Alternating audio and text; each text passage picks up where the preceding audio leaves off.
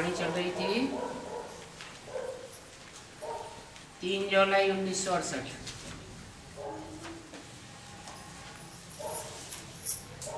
दूसरे पेज के मध्य में बात चल रही थी अलफ मुख्य है, और ये अलफ की बात तो जरूर समझानी पड़ती है। यह बात है, ये समझाना है कि ये कोई गुरु या गुसाई नहीं है।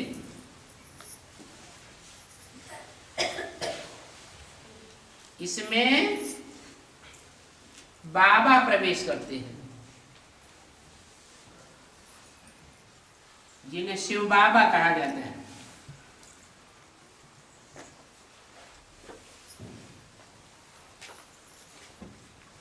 तुम बच्चे तो आत्मा को भी जानते हो और परम पाठधारी परमात्मा को भी जानते हो, और ये आत्मा ही एक ऐसी चीज है जो इन आंखों से देखी नहीं जाती है।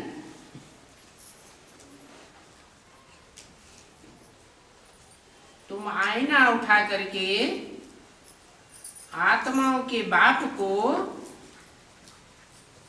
अथवा अपनी आत्मा को देख सकेंगे?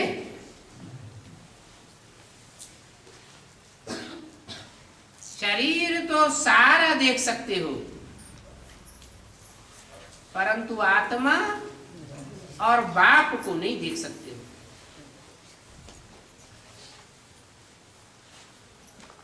हाँ, ज्ञान से जान सकते हो, आत्मा को भी जान सकते हो।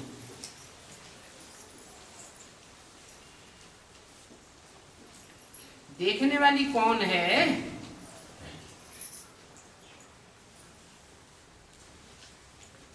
आंखों को देखने वाला कहेंगे।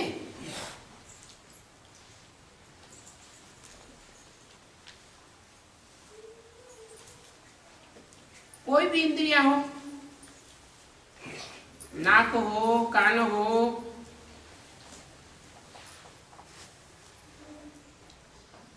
वो देखने वाली नहीं है, वो तो देखने के यंत्र हैं।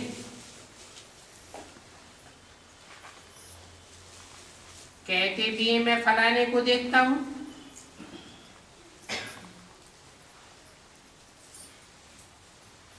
ये मेरी आंख है,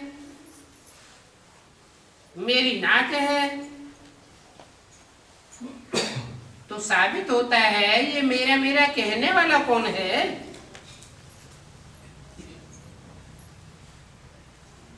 कौन है जो मेरा मेरा कहते हैं? आत्मा है। उस आत्मा को सिर्फ समझा जाता है,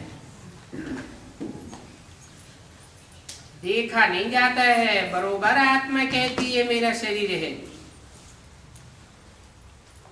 फिर कहते हैं हमारे 2 बाप हैं।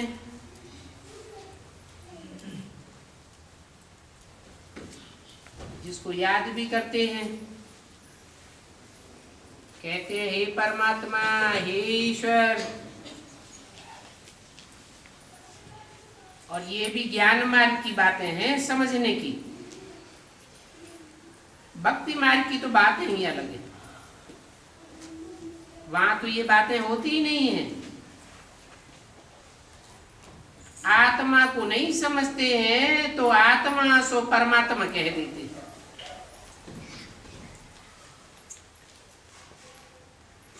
मानो हर आत्मा में परमात्मा व्यापक है, मानो परमात्मा को ठीक कर भीतर में ठोक देते हैं।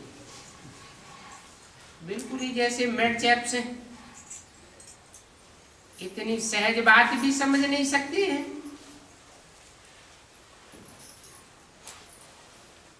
मैं आत्मा हूं, इस शरीर का मालिक हूं। मैं आत्मा ने इस शरीर में प्रवेश किया है और ये आत्मा ही कहती है मैं भ्रकुटी के बीच में रहता हूं, जहां आत्मा निवास करती है।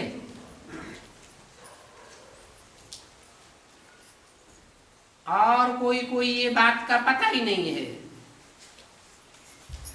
और ये पता होना भी ड्रामा विनोद है। क्योंकि जब बाप आते हैं तो बाप ही आकर के ये सभी बातें समझाते हैं। आत्मा थोड़ी जानती है कि मुझे आत्मा में इतने जन्मों का पार्ट भरा हुआ है।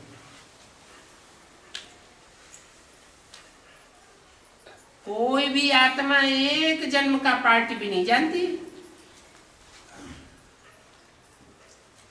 और भक्ति मार्ग में तो वो कह देते हैं घट घट में बरतता है। शरीर छोड़ते हैं फिर कोई क्या बनते हैं, कोई क्या बनते हैं। 84 लाख योनियों में आत्मा को ले जाते हैं। कितनी अनेक मतें हैं, ये तो समझते हैं। और बच्चे ही समझते हैं कि ऊंचते ऊंच भगवान है। उनके लिए ही गायन है तुम्हारी गतिमति तुम ही जानो।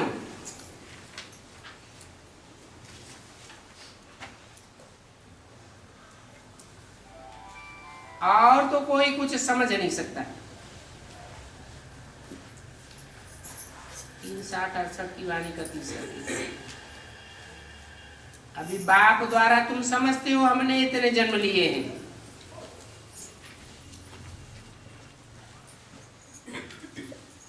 वो भी तब समझेंगे जब मीडिया बाप को जानेंगे।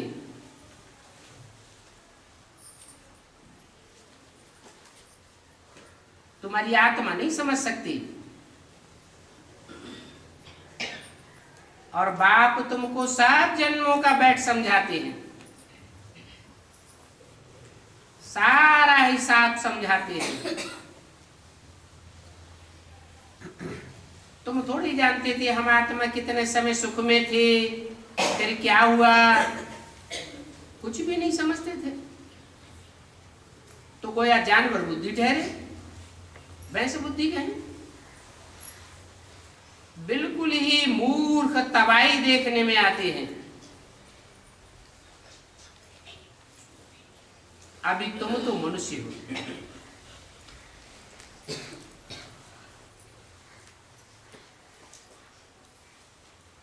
और मनुष्य नहीं है क्या?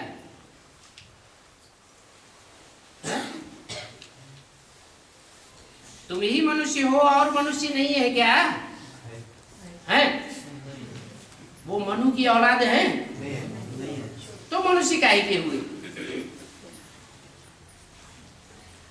तुम्हारा तो बीच में मीडिया बन गया मनु ब्रह्मा। तो तुम सभी कुछ जानने वाले हो। और भक्ति मार्ग में कहते भी है मनुष्य जीवन सबसे दुर्लभ है।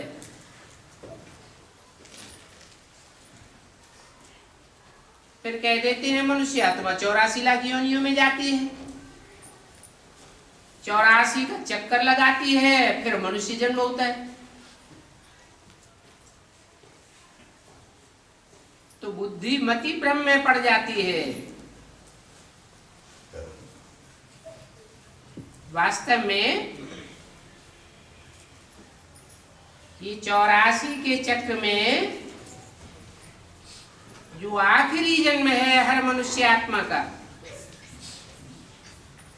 वो ही सबसे दुर्लभ है।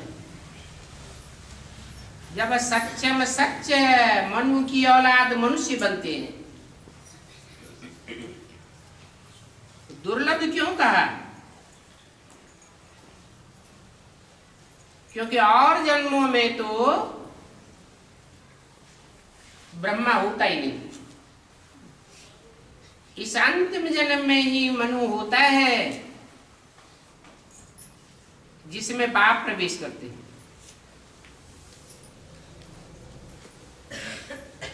और इनमें ही मनुष्य जीवन मुक्ति को पा सकते हैं।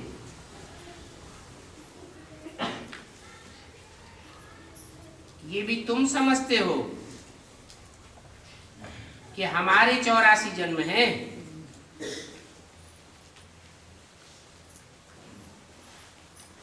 वह क्यों नहीं समझते?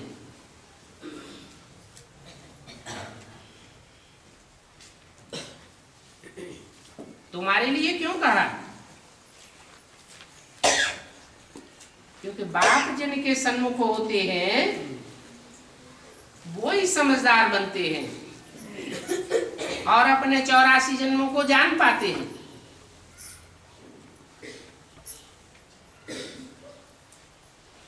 बाकी तो आत्माएं सन्मुख होती नहीं, होती भी है तो फिर विमुख हो जाती है। तो अंत तक सन्मुख रहने वाले कितने हुए? हम कौन हैं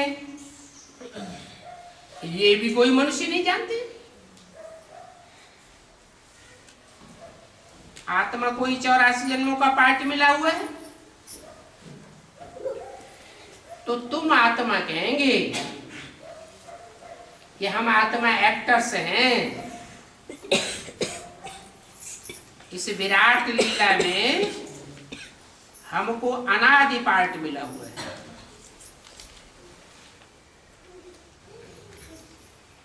ऐसे भी नहीं है कि भगवान ने हमको ये पार्ट दिया है, नहीं। आत्मा में सदा काल का रिकॉर्ड भरा ही रहता है। ये बना बनाया खेल है। इस खेल में सुख का पार्ट भी है और दुख का पार्ट भी है। पार्ट बजाते बजाते जब बहुत दुखी हो जाते हैं तो स्वर्ग को याद करते हैं। कोई मरता है तो भी कहते हैं स्वर्ग पधारा।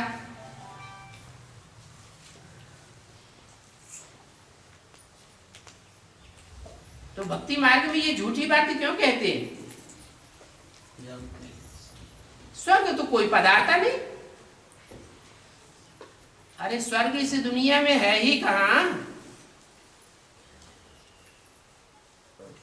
क्यों कहते हैं स्वर्ग पधारा?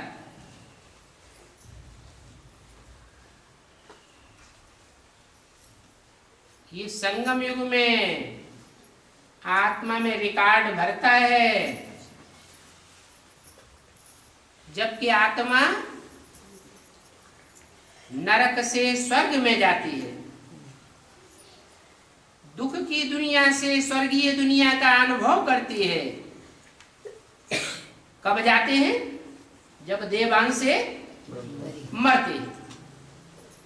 तो उसकी यादगार में भक्ति मार्ग में भी कहते रहते हैं कि जो मरता है सो स्वर्ग पधारे। अब वास्तव में विदेशी लोग ऐसे कहेंगे स्वर्ग पधारा, नहीं कहते। कौन कहते हैं? भारतवासी ही ये बात कहते हैं। क्या? मरा सो स्वर्ग पधारा।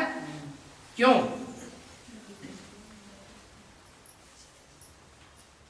क्योंकि जो भारत की आत्माएं हैं असल, जो दूसरे दूसरे धर्म में कन्वर्ट भी होती हो, उनको ये अनुभव होता है देह अभिमान त्यागने का, देह अभिमान से मरने का।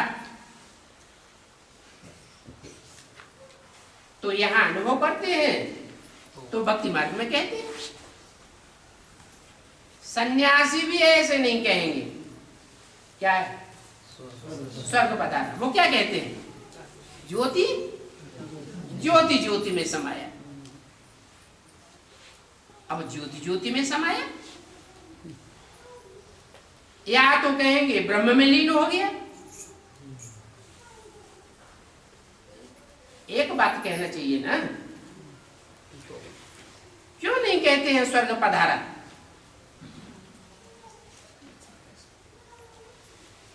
क्योंकि सन्यासी जीते जी स्वर्ग में जाते ही नहीं, इसलिए उनको वो अनुभूति ही नहीं होती है।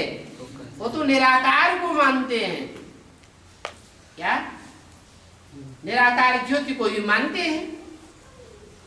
साकार परमात्मा बाप को पहचानते हुए भी नहीं पहचान पाते, मानते नहीं।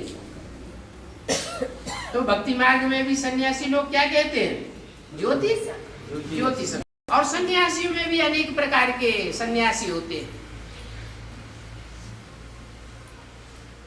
सफेद कपड़े वाले, लाल कपड़े वाले, नंग दड़ंग, काले कपड़े वाले, कितने प्रकार के सन्यासी होते हैं। जो सफेद कपड़े वाले होते हैं जरूर संगम युग में सफेद कपड़े वाले रहे होंगे। वो कौन सा पुरुषार्थ करते हैं? ब्रह्म में समाने का पुरुषार्थ करते हैं। उनके जीवन का लक्ष्य क्या है? इसी जीवन में नर से नारायण बनने का लक्ष्य है या ब्रह्मा समान बनने का लक्ष्य है? ब्रह्मा समान बनने का लक्ष्य है। तो भक्ति मार्ग में भी उनकी बुद्धि में भरा हुआ है क्या? ब्रह्मलीन स्वामी, ब्रह्मा में लीन होना है। अनेक अनेक मत है। अभी बाप तो तुमको एक ही मत देते हैं क्या? न ज्योति ज्योति में समाना है, न ब्रह्मलीन स्वामी बनना है, न ब्रह्मास्मि बनना है, न शिवोहम बनना है। क्या लक्ष्य देते हैं? एक ही मत है, तुमको बाप समान बनना है। बाप क्या बनता है? मनुष्य सृष्टि का बाप भी नर से नारायण बनता है। अगले जन्म में नहीं, इसी जन्म में बनता है। इसी जन्म में नरक की दुनिया से स्वर्गीय दुनिया का अनुभव करता है। लेकिन उसके लिए भी जीते जी क्या करना पड़े? मरना पड़े देवहन से। तो बाप की जो एक मत है, उस बाप को सभी याद करते हैं, गाते भी हैं, तुम्हारी गतिमति तुम ही जानो, और तुम ही बता सकते हो। तुम ही सदगति देने वाले हो, और तो कोई सदगति दे ही नहीं सकता। तुम स्लोगन भी लिखते हो क्या? एक सदगुरु द्वारा सदगति, अनेक मनुष्य गुरुओं द्वारा दुर्गति। तो तुम जानते हो कि तुम्हारी मत से ही सदगति मिलती है। जब तुमको सदगति मिल जाती है, तुम्हारी बुद्धि की सद माने सच्ची, गति माने चाल, तुम्हारी बुद्धि की संकल्पों की जो चाल है, जब श्रीमत के अनुकूल 100% बन जाती है, फिर तुम देवता बन जाते हो। पहले सूक्ष्म में सुधार होगा, पहले स्थूल में सुधार हो जाए। सूक्ष्म में स्वर्ग बनेगा, भावनात्मक स्वर्ग बनेगा, या स्थूल स्वर्ग बन जाएगा? पहले सूक्ष्म में भावनात्मक दुनिया तैयार करते हो, तुम्हारी बुद्धि फिर जाती है, सतोप्रधान बुद्धि बन जाते हो। मनुष्यों को तो ये पता भी नहीं है कि भगवान आकर के कैसे देवता बनाते हैं।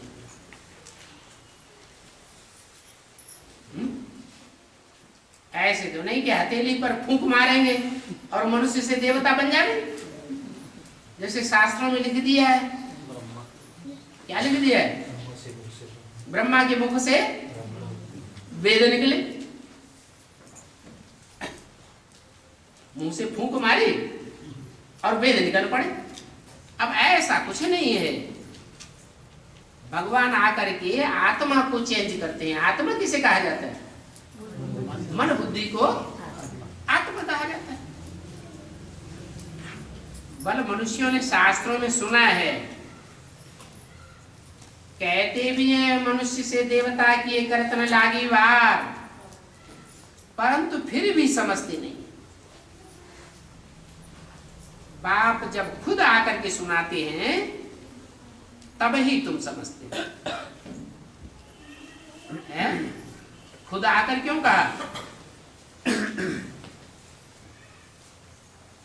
माने ब्रह्मा के द्वारा सुनाते हैं तब नहीं समझते हो। ब्रह्मा के द्वारा किस रूप में आते हैं? माँ के रूप में, तब नहीं समझते हो। बाप जब खुद बाप के रूप में आते हैं तब तुम समझ जाते हो। अभी तुम श्रीमत पर चलते हो, कोई भी आते हैं तो उनको पहले पहले यह बोलो कि हम ऊंचते ऊंच बाप की ऊंचते ऊंच मत पर हैं।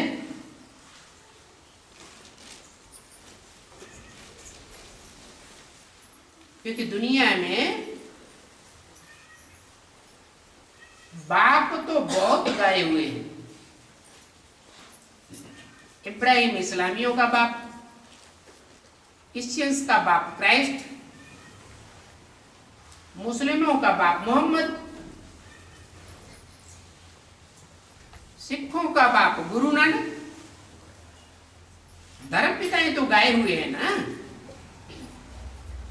परंतु इन सब बापों से भी ऊंचा बाप कौन है ये कोई को पता नहीं है। तो तुमको बताना चाहिए, पता देना चाहिए कि हम ऊंचते ऊंच बाप की मत पर चल रहे हैं और वो ऊंचते ऊंच बाप भगवान है। और जब भगवान है हम ये साबित करते हैं तो जरूर उनकी ऊंचते ऊंच मत हो। और जो भी धर्म पिताएं हैं उनको भगवान नहीं कहा जा सकता। क्यों? क्योंकि भगवान को तो सब मनुष्य मानते हैं। कोई धर्म का ऐसा मनुष्य मात्र है जो भगवान को न मानता हो। क्राइस्ट को तो सब मनुष्य नहीं मानते। इब्राहिम बुद्ध क्राइस्ट को तो सब मनुष्य नहीं मानते हैं, तो वो भगवान कैसे हुए? तो हमको तो जो मत देने वाला है वो ऊंचते ऊंच भगवान है। वो बाप ही हमको अभी कहते हैं कि मैं ऊंचते ऊंच हूं, तो तुम फिर नीचे का संग क्यों करेंगे? एक ही ऊंचते ऊंचे है तो बाकी सब क्या हो गए? उसके मुकाबले नीचे हो गए। ऊंचते ऊंच का संग करेंगे तो जरूर ऊंच बनेंगे,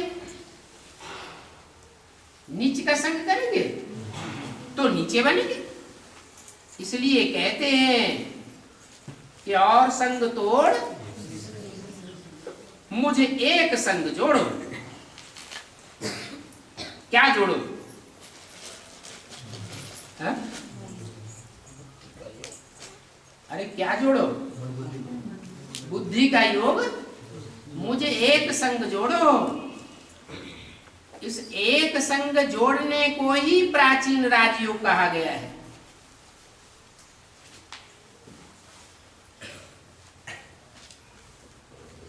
वो तो हठ योग सिखाते हैं,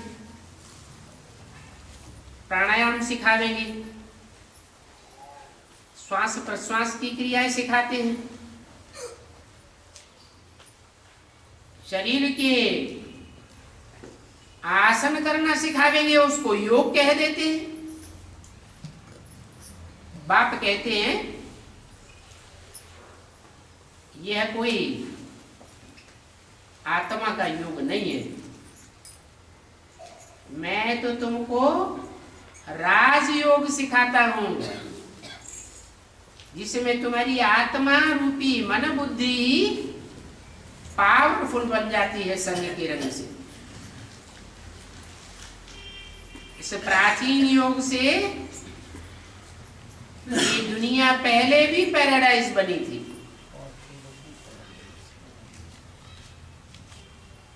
कैसे? बुद्धि योग बल से। बुद्धि इतनी तीखी और तीव्र और आप बेविचारी बन चुकी थी कि सारी दुनिया के वाइब्रेशन अब बेविचारी बन गई। नहीं तो कोई बताए कैसे बनी दुनिया? ऐसी दुनिया नरक से स्वर्ग की दुनिया कैसे बनी, वो कोई बता दे। बता रहे हैं कि मनुष्य से देवता कैसे बने, कोई बता सकेगा? नहीं बता सकता। बाप बताते हैं कि मैं आकर के जो ज्ञान सुनाता हूं उस ज्ञान से तुम्हारी आत्मा ही पावन बन जाती है, मन बुद्धि के वाइब्रेशन ही सुधर जाते हैं, और वाइब्रेशन सुधरने से दृष्टि सुधर जाती है, दृष्टि सुधरने से वृत्ति सुधरती है, वृत्ति वाइब्रेशन के परिवर्तन होने से जो भी उस वाइब्रेशन में आता है वो परिवर्तित हो जाता है। भक्ति मार्ग में कहते भी हैं, संघौ शक्ति कलौ युगे, कलयुग में संगठन की शक्ति सबसे जास्ती काम करती है। लेकिन ये नहीं जानते कि कौन से संगठन की शक्ति काम करती है। ये बुद्धि योग की बात है। बुद्धि योग का भावनात्मक संगठन जब सब आत्माओं का एक जैसा संकल्प बनता है तो उसमें भारी पावर समा जाती है। तो तुम जान गए हो कि स्वर्ग कैसे बनता है। इसके लिए पहले पहले किसको जानना जरूरी है? आत्मा तो सब है, सबको जाने। पहले पहले अलफ को जानना जरूरी है, जिसको हम फॉलो कर सकें, क्योंकि अलफ को जानने से तुम सभी कुछ जान जाओगे। उस एक अलफ में सारी दुनिया की जानकारी समाई हुई। जैसे वृक्ष का बीज होता है, बीज को देखने से ही सारे वृक्ष का आकार समझ में आ जाता है। बाबा ने बताया है कि मैं बेहद का बाप हूं, और जो बाप हैं भले कितने भी महान धर्म पिताएं हुए हों, वो सब हद के हैं। क्राइस्ट को आज कहेंगे 150-200 करोड़ मनुष्यों का बाप। क्रिश्चियंस की संख्या जितनी भी है वो सब उसको बाप मानते हैं। फिर भी वो हद का बाप है या बेहद का बाप है? हद का बाप है। मैं तो बेहद 500 करोड़ मनुष्य सृष्टि का, या जो भी 700 करोड़ की मनुष्य सृष्टि है, उन सब का बाप हूं। भले आज ना मानते हो, लेकिन थोड़े समय में ही ऐसा टाइम आएगा कि नास्तिक से नास्तिक मनुष्य आत्मा होगी, वो भी ओ गॉड फादर कह के पुकारेगी और मानेगी। तो मुझे बेहद के बाप का वर्षा क्या होगा?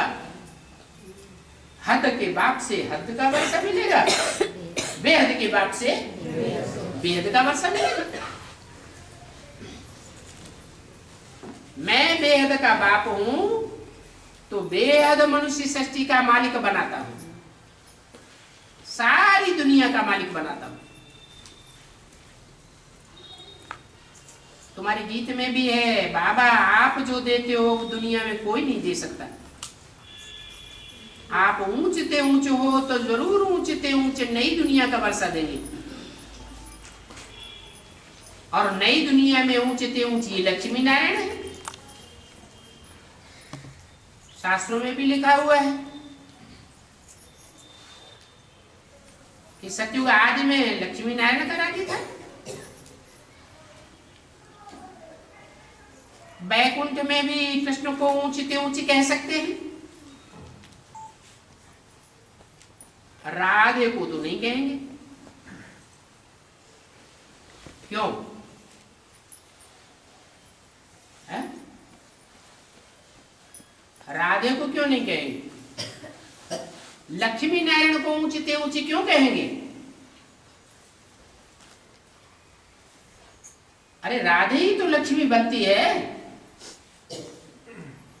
फिर राधे को ऊंचते ऊंची क्यों नहीं कहेंगे?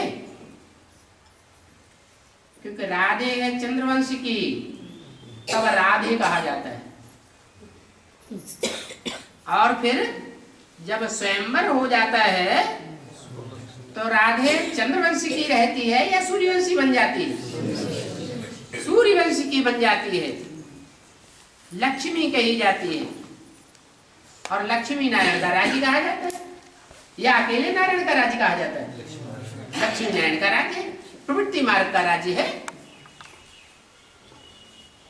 तो कृष्ण भी ऊंचते ऊंचे कह सकते हैं, नारायण भी ऊंचते ऊंचे ठहरे, क्योंकि जन्म भी पहले उनका होता है। किनका? नारायण का अथवा संगमयुगी कृष्ण का। राधे का तो पीछे होता है। जन्म माने प्रत्यक्षता रूपी जन्म। सबसे जास्ती बाप से कौन बिछुड़ा है? कौन सी आत्मा है जो सबसे जास्ती बाप से बिछुड़ी है?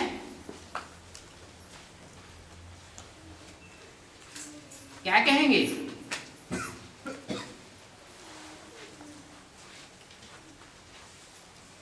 अभी भी शूटिंग पीरियड में तुम्हारा बुद्धि योग बाप के साथ जास्ती जुड़ा हुआ है या कृष्ण का जास्ती जुड़ा हुआ है? क्यों है? क्योंकि तुम सन्मुख हो और कृष्ण की आत्मा सन्मुख नहीं है। दूसरी बात, कृष्ण की आत्मा अभी भी उसकी बुद्धि में गीता का भगवान कौन है ये नहीं बैठा है, और तुम्हारी बुद्धि में बैठ गई।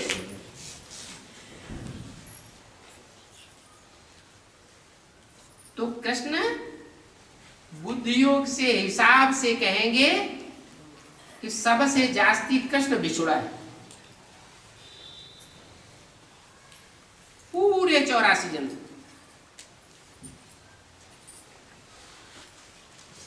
कैसे? सतयुग की आदि में कृष्ण बिछुड़ा का मतलब क्या हुआ?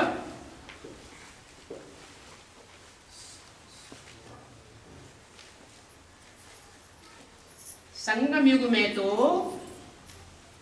एक ही मुकर्रर रथ होता है, जिसे संगम युगी कृष्ण भी कहें और संगम युगी नारायण भी कहें। बाप दादा कहा जाता है, कंबाइंड रूप है, तो बिछुड़ने की बात नहीं। जब संपन्न हो जाती हैं दोनों आत्माएं, फिर जब सतयुग में कृष्ण जन्म लेंगे तो बिछुड़ा हुआ कहेंगे या एक ही कहेंगे संस्कारों के आधार पर? है? बाप और बच्चे में भेद कहेंगे या नहीं कहेंगे? कुछ कहेंगे। फिर सतयुग में दूसरा जन्म लेंगे,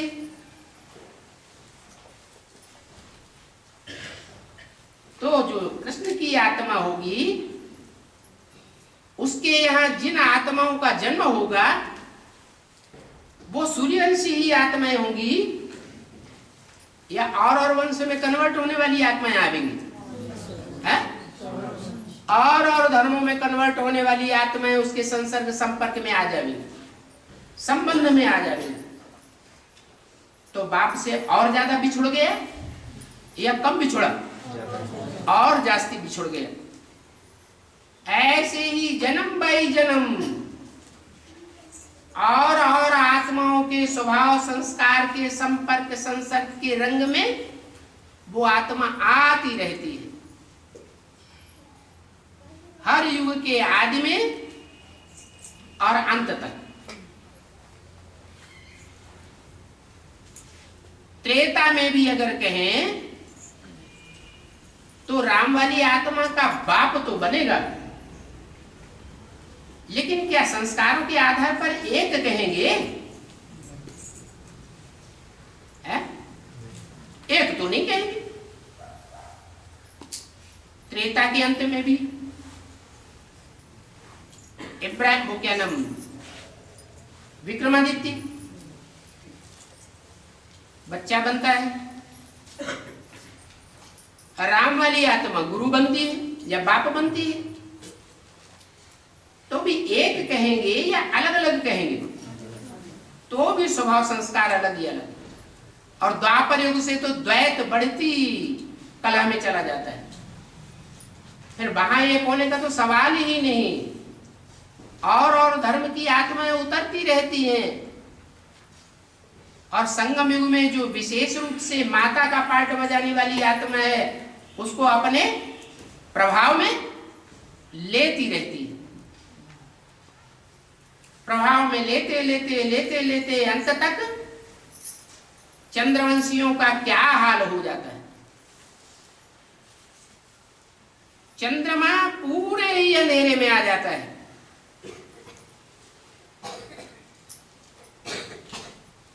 तो बिछुड़ता रहता है या जुड़ता रहता है? बिछुड़ता ही रहता है। इसलिए बोला कि सबसे जास्ती बाप से कृष्ण ही बिछुड़ा है पूरा 84 जन्म। इसलिए कृष्ण को ही श्याम सुंदर कहते हैं, राम को श्याम सुंदर नहीं कहते हैं।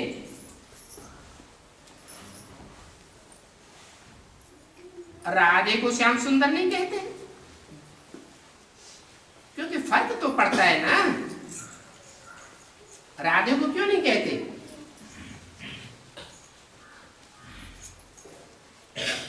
क्योंकि राधे तो संगम युग के फर्स्ट जन्म में भी चंद्रवंश में होती है, और राम वाली आत्मा तो है ही सूर्य।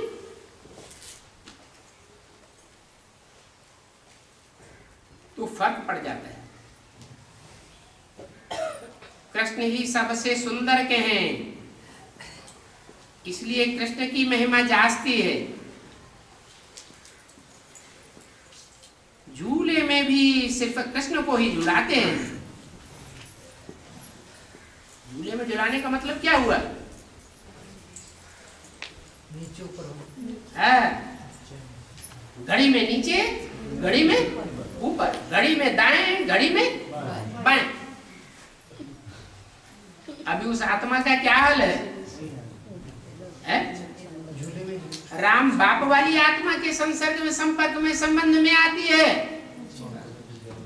तो दूसरा रस बन जाता है, फिर वहां से बिछुड़ती है तो कहां प्रवेश करती है जाकर? वो ही अधूरे ब्राह्मण में प्रवेश करती है जो दूसरे धर्मों में कन्वर्ट होने वाले हैं। तो कृष्ण की आत्मा के लिए गायन है झूला झूलाने का। बाकी ऐसे कहेंगे कि जैसे बाप नंबर 1 वैसे नई दुनिया में कृष्ण भी नंबर 1, क्योंकि बाप का विरुद्ध है बच्चों को आप समान बनाना। तो कोई बच्चा तो आप समान बनेगा ना। तो कौन सा बच्चा बाप समान बनता है? वो तो बाप का ही पार्ट है, कृष्ण वाली आत्मा फिर है आगे।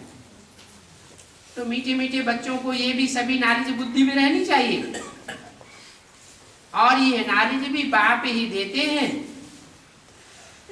क्या ये भी बात पक्की करनी है कि नॉलेज देने वाला कौन है?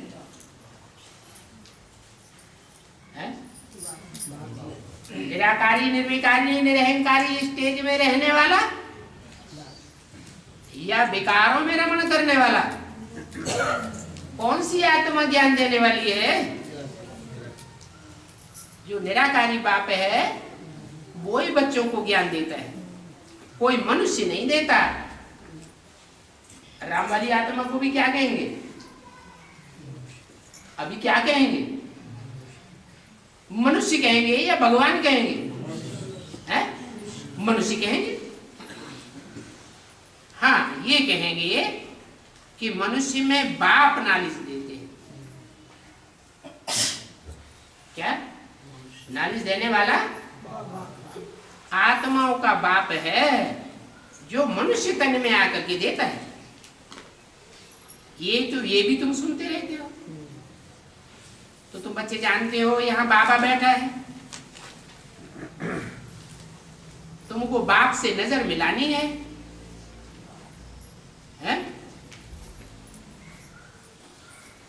उस नजर मिलाने से हम निहाल हो जाते हैं।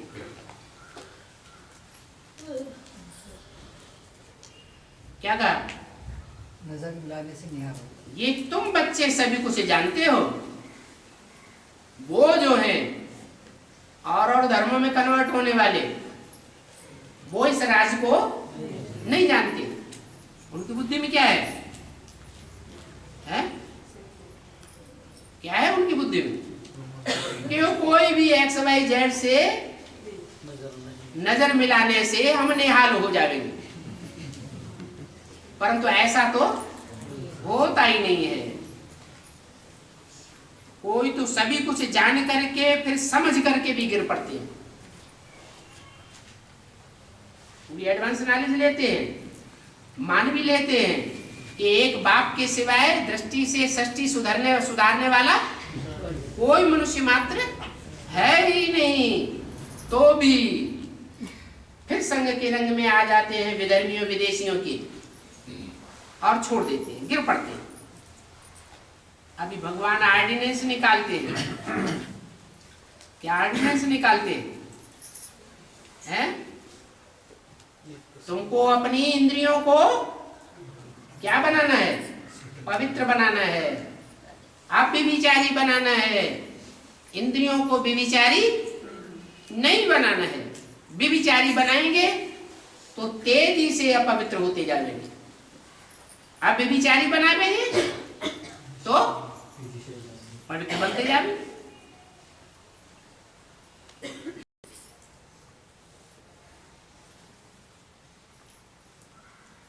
जैसे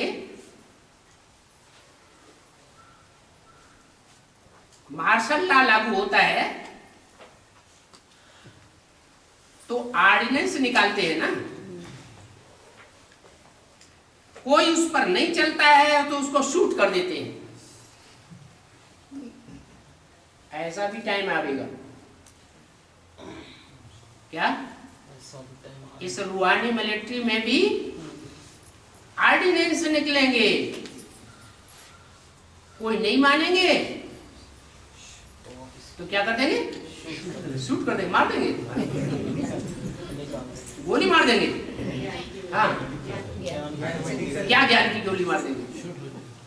माने वो आत्माएं ज्ञान से टूट पड़ेंगी, बाप से बिछुड़ जाएंगी। तो बाप भी ऑर्डिनेंस निकालते हैं। रूहानी मिलिट्री का मार्शल कौन है? शंकर। मुरली में तो शंकर को बताया है। जरूर गीता गाया हुआ है। मनुष्य सृष्टि के बाप में ही शिव सुप्रीम सोल बैठ करके ऑर्डिनेंस निकालते हैं कि अगर तुम मुझको भूल गए, जो नरक की दुनिया को स्वर्ग बनाने वाला है, उस बाप को अगर भूल गए और भूल करके तुम विकार में गिरे, वि माने विपरीत और कार माना काली, समय के अनुसार 63 जन्म की तो बात छोड़ दो, अभी समय के अनुसार टाइम अनेकों के साथ जोड़ने का है या अनेकों के साथ तोड़ने का टाइम है?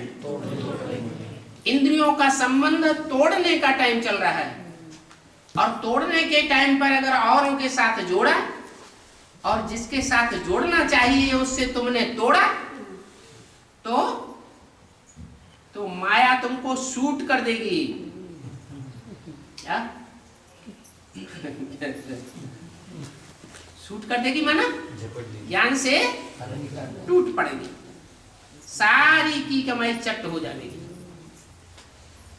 भगवान ऑर्डिनेंस से निकाले और विकार में गए तो शूट हो जाएगी। कौन सी बात चल रही थी?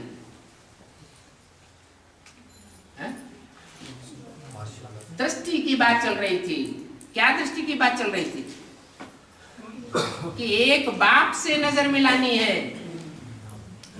नजर जब इतनी सूक्ष्म बात, वो भी एक बाप के साथ संग जोड़ना है, तो और इंद्रियां तो स्थूल हैं, उनका या उनके संग के रंग में आने की बात तो बहुत बड़ी बात हो जाती है।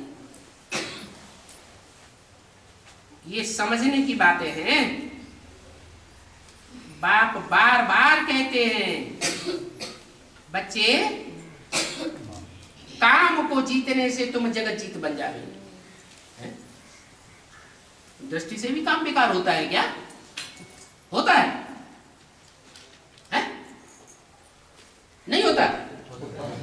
काम माने कामना, इच्छा, तीव्र इच्छा शक्ति जागृत होती है, माने कामना हुई।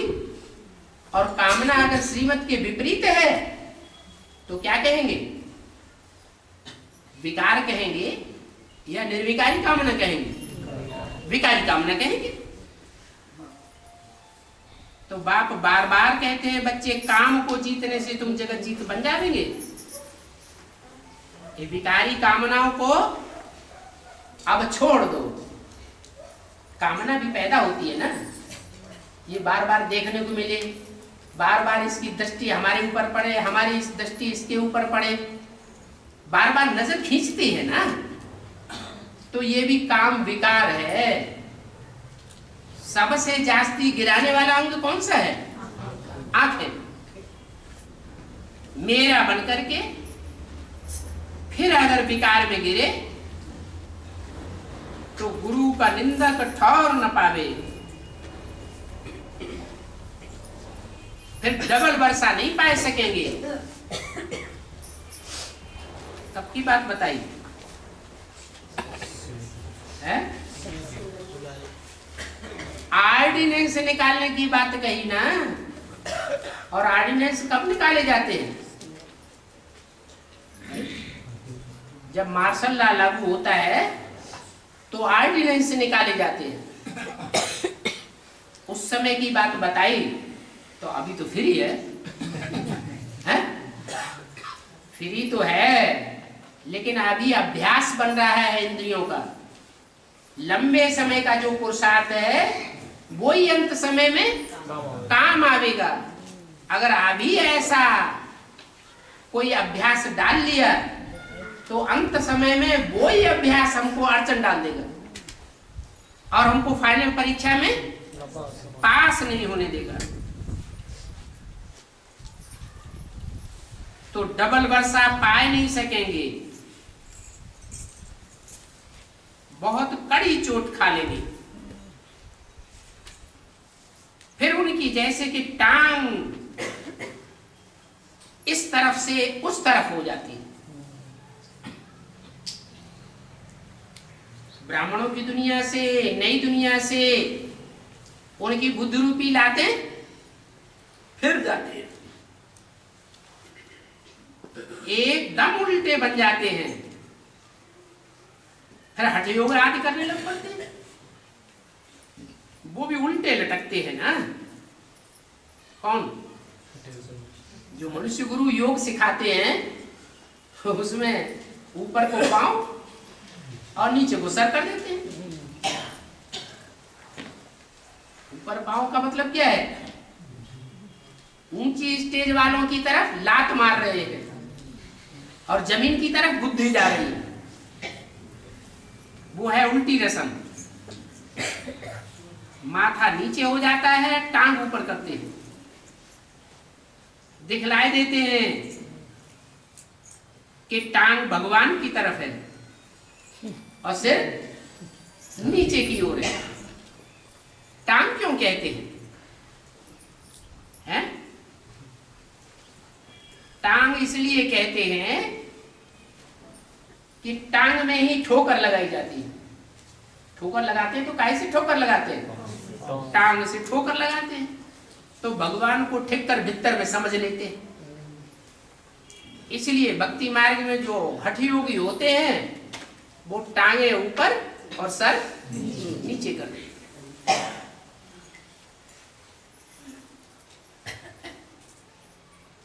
3 जुलाई 68 की वाणी का चौथा पेज। आप बताओ ऊपर कौन रहता है और नीचे पाताल में कौन रहता है?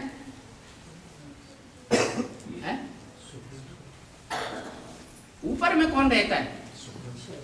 अरे इस सृष्टि में भी जो ऊंचे का ऊंचा युग है उसमें ऊपर के ऊपर कौन है? ये सृष्टि 4 युगों की है और 4 युगों में ऊंचे का ऊंचे युग है संगम युग। और संगम युग में ऊंचे से ऊंचा कौन है? नारायण है। और फिर नीचे उतरो, सतयुग के बाद त्रेता, त्रेता के बाद द्वापर, द्वापर के बाद कलयुग और कलयुग के अंत में जो कुर्सियों पर बैठते हैं वो नीच आत्माएं या ऊंची आत्माएं है? कब पार्ट बजाने वाले पार्टधारी है या हीरो पार्टधारी है? ठीक कर भीतर जैसी आत्माएं हैं। तो ये उल्टी प्रैक्टिस हो गई। क्या? सर नीचे करना और पांव ऊपर करना। बहुत हठ योग की मेहनत करते हैं। अभी बाप समझाते हैं, अभी तुम्हारा बुद्धि योग बाप की तरफ होना चाहिए। क्या? बाप की तरफ होना चाहिए। बाप नीचे आया हुआ है या ऊपर है? नीचे है। तो नीचे होना चाहिए बुद्धि योग या ऊपर होना चाहिए? है? अरे बाप बल नीचे आया हुआ है, नीचे दुनिया में आया हुआ है, पतित मनुष्य तन में आया हुआ है। और जिन आत्माओं से उस पतित मनुष्य तन का संसर्ग संपर्क संबंध बन रहा है वो भी, उनका नाम क्या दिया? माउंट आबू। क्या? बदबू का पहाड़ है। बल उसका नाम शास्त्रों में दे दिया गोवर्धन पहाड़। क्या नाम दे दिया? गोवर्धन पहाड़। ऐसी पतित आत्माओं को भी संग के रंग से ऊंचा बनाने वाला है। तो बाप समझाते हैं कि तुम्हारा बुद्धि योग बाप की तरफ होना चाहिए। बाप की तरफ का मतलब है बाप का बुद्धि योग इस कीचड़ की दुनिया में रहते हुए भी कहाँ है? ऊंची स्टेज में है या नीची स्टेज में है? ऊंची स्टेज में है। तो बाप कहते हैं मैं इस तन में आया हुआ हूं। किस तरफ इशारा किया? नहीं, ब्रह्मा तन में, वो तो नीचे गया। इस तन में आया हुआ हूँ बाप कहते हैं। कहने वाला कौन है? स्वयं बाप कहते हैं मैं इस तन में आया हुआ हूँ। इस तन की यादगार क्या है? अरे भक्ति मार्ग में कोई यादगार दिखाते हैं? लिंग दिखाते हैं। दुनिया में इतने मंदिर बने हुए हैं, जास्ती से जास्ती तादाद में कौन से मंदिर बने? शिव के मंदिर बने हुए। उसमें भी ऊंचे स्थान पर शिव का मंदिर दिखाते हैं। किस बात की यादगार? ऊंची स्टेज की यादगार है, या तो पहाड़ों पर दिखाते हैं। और खास शिव शंकर भोलेनाथ का निवास स्थान कौन सा दिखाते हैं? हिमालय से भी ऊपर कैलाश पर्वत, ऐसे दिखाते हैं ना। कहां की यादगार है? बुद्धि योग से ऊपर रहता है, या जब संगम युग में षष्ठी पर आता है तो कैलाश पहाड़ पर बैठता है? बुद्धि योग से ऊंची स्टेज में रहता है। तो तुम्हारा भी बुद्धि योग बाप की तरफ होना चाहिए। बाप कहते हैं मैं इस तन में आता हूं, फिर चला जाता हूं, आता हूं तुम्हारी मदद करने के लिए। ऐसे ही बिंदी आवे और चक्कर लगा के चली जावे तो तुमको मदद मिलेगी? नहीं मिलेगी। ऐसे नहीं कि लोन लिया है तो कोई सारा समय बैठने के लिए बांधा हुआ हूं। नहीं, मैं जहां चाहे वहां जा सकता हूं।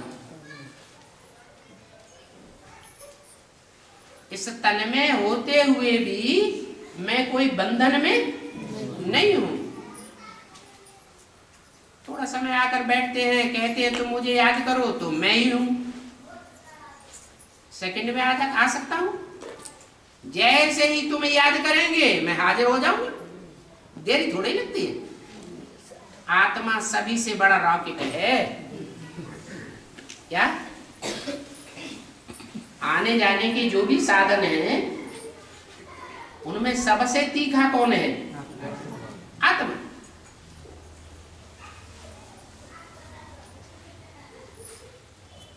तो तुम मुझे याद करो।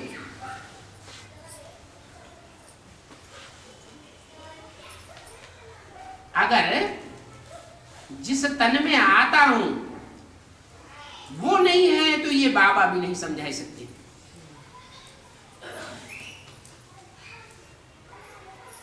तन के द्वारा ही समझाएंगे।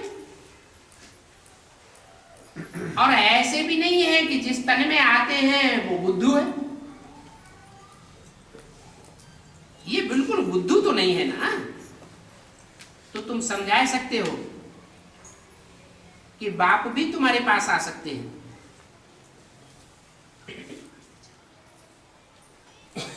क्या ब्रह्मा के लिए ऐसे कहेंगे कि सब बच्चों के पास आ सकते हैं? नहीं। बाप तुम बच्चों के पास आ सकते हैं, तुम फील भी करते हो। आज बाबा ने हमारे सन्मुख आकर मुरली चलाई,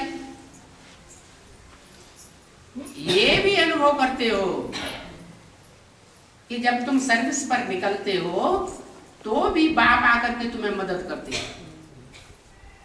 बोलने की ताकत आ जाती है, दृष्टि लेने की ताकत आ जाती है, दृष्टि में पावर आ जाती है, वाइब्रेशन में पावर आ जाती है।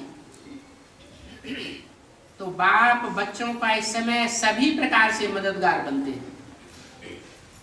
सभी याद करते हैं तो क्या बाबा मदद नहीं करेंगे? बाप तो मालिक है ना।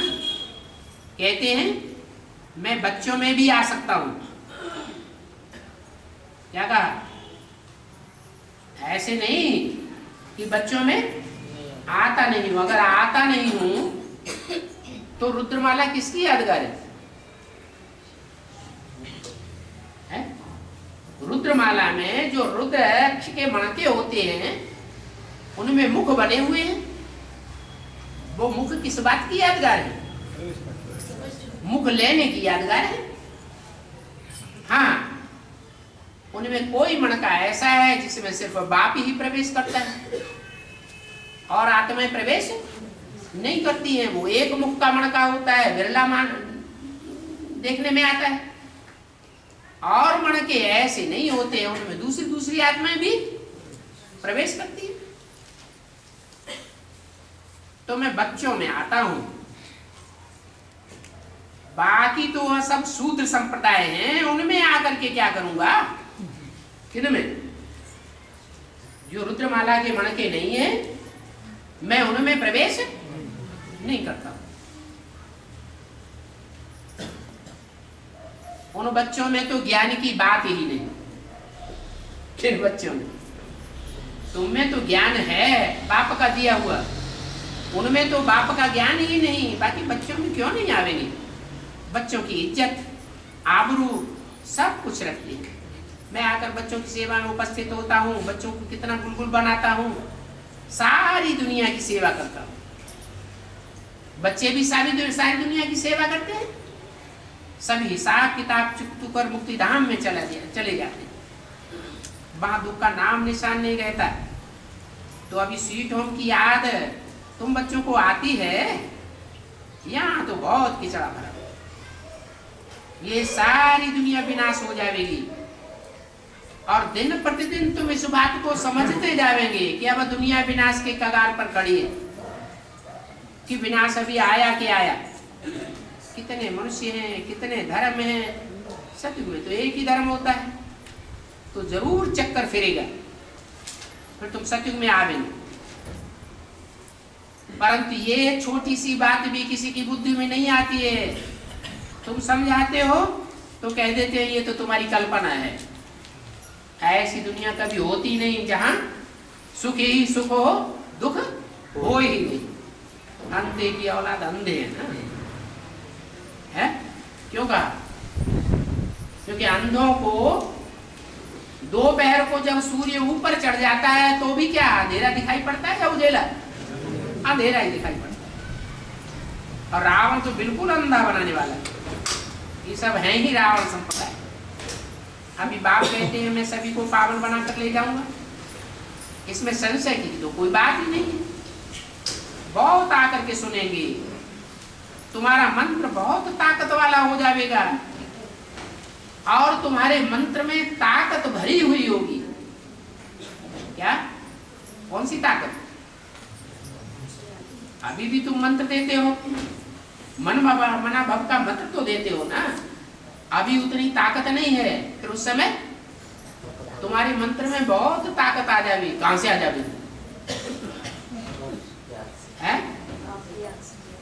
हाँ, जो संगठन बनेगा वो पांडवों का ऐसा किला बन जाएगा संगठन का, जिसमें कोई भी विकारी प्रवेश नहीं कर सकेगा। उस संगठन शक्ति में बहुत पावर होगी। दृष्टि भी अव्यभिचारी होगी, तुम्हारी वृत्ति और वायुमंडल भी अव्यभिचारी होगा, तुम्हारी वाचा भी अव्यभिचारी होगी। सब एक ही बात बोलेंगे। तो योग की ताकत भरी हुई होगी ना। तो बाप कहते हैं एक अक्षर भी तुम्हारा बहुत वैल्यूबल है, पति से पावन बन जाएंगे। गीता में भी ये अक्षर है मन मना। ये भी बातें समझेंगे वो जो इस धर्म के होंगे। इस धर्म के पक्के नहीं होंगे तो उनकी बुद्धि में नहीं बैठेगी। आत्मा ही सभी कुछ कर सकती है। बाबा की तरफ मेरी आंखें देखती हैं, मेरे को लेस हुआ है, तुम कौन हो? मेरा मेरा कहने वाला जरूर ये चैतन्य आत्मा है। अभी तुमको पता पड़ गया मैं आत्मा हूं, तो आत्मा सब बाप को याद करना है। कहाँ भी बैठे याद कर सकते हैं। बाप तो बहुत सहज रास्ता बताते हैं, ऐसे नहीं कि एक जगह बैठ जाना है। टांगे थक जाती हैं वो तो ठहटियो कहेंगे, यहाँ तो हट की बात ही नहीं। तुम कैसे भी बैठ सकते हो, बैठे बैठे याद कर सकते हो। नालिद सुनने के लिए बैठना पड़ता है। सो भी यहाँ कोई हट की बात नहीं है जिसमें तुम फील कर सको दुख का, जिसमें दुख में आभासता हो, वो तो काम ही नहीं करना है। बाप को याद करना ये तो सुख की बात है, रोमांच खड़े हो जाते हैं। बाप से कुछ मिलता है तो आत्मा याद करती है, भक्ति में भी बहुत याद करते हैं, परंतु समझते नहीं हैं कि हम जिसको याद करते हैं उससे जरूर हमें कोई प्राप्ति हुई है। और प्राप्ति कब हुई है? जब साकार में आया होगा तब प्राप्ति हुई है, या निराकार से प्राप्ति हुई है? अभी तुम समझते हैं कि बाबा आकर सभी का कल्याण करते हैं तो सभी याद करते हैं, दुनिया भी कायम है, तुम देवताएं भी कायम हो, ये चक्कर फिरता रहता है। जितना जितना शिव बाबा को याद करेंगे, क्योंकि तुमने अंजाम किया है बाप आप आवेंगे तो हम आपको ही याद करेंगे और हम आपके ऊपर भारी जावेंगे, क्योंकि भक्ति मार्ग में तुमने बहुत धक्के खाए हैं ना। अभी तो तुम धक्के से बच गए, यहाँ तो तुम धक्का खाने से कितना बच जाते हो। सिर्फ बाप को याद करो, मेरे से तुमको वर्षा मिलता है तब याद करते हो। अभी मैं आया हूँ, तुमको विश्व का मालिक बनाता हूँ, परंतु मैं तो विश्व का मालिक है नहीं बनता हूँ। तुम देवताएं ही विश्व के मालिक बनते हो, मनुष्य विश्व का मालिक है। कोई मनुष्य विश्व का मालिक नहीं बन सकते। अरे तो लक्ष्मी नारायण को मनुष्य नहीं कहेंगे है? लक्ष्मी नारायण को मनुष्य कहेंगे या नहीं कहेंगे? कहेंगे, कहेंगे। उनका मन चलायमान होता है, जिनका मन चलायमान होता है उनको मनुष्य कहा जाता है। नारायण का मन चलायमान तो नहीं हो। तो कितनी अच्छी अच्छी मीठी मीठी बातें समझाते हैं, मीठे बाप मीठे मीठे बेहद की कहानी सुनाते हैं, कल्प कल्प आकर ये कहानी सुनाते हैं। ये चक्र सृष्टि चक्र कैसे चलता है? तुम घूमो फिरो कुछ भी करो, बाप की याद में तुम कितना भी पैदल करो तब भी तुमको थकावट नहीं होगी। पता ही नहीं पड़ेगा कि हमने कितना पैदल किया। अगर बाप की याद में होंगे तो बाप की याद में ये देह भूल जाती है, देह थकती है। देह अगर भूली हुई रहे तो आत्मा कभी भी थकेगी नहीं। तुमको ये बैच पड़ा हुआ हो जिससे तुम बहुत सर्विस कर सकते हो, बहुतों को समझा सकते हो। अच्छा, बच्चों को गुड मॉर्निंग।